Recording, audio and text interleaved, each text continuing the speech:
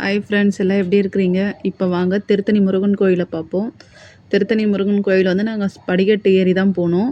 படி வந்து 365 படி. ஃபஸ்ட்டு போகும்போது ஒரு படி கொஞ்சம் தொலைவு வந்துட்டு, அதுக்கப்புறம் ஒரு குளம் இருக்கும். அந்த குளத்துல போயிட்டு காலை கழுவிட்டு அந்த தண்ணி தெளிச்சிட்டு அதுக்கப்புறம் மேலே ஏறி போகுவோம். ஒரு ஒரு படிக்கட்டுக்கு ஒரு ஒரு இதுவாக இருக்கும்.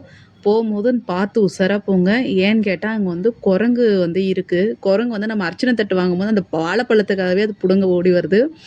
அது இல்லாமல் வந்து நைட் டைமு வியூவஸ் செம்மையாக இருக்குது.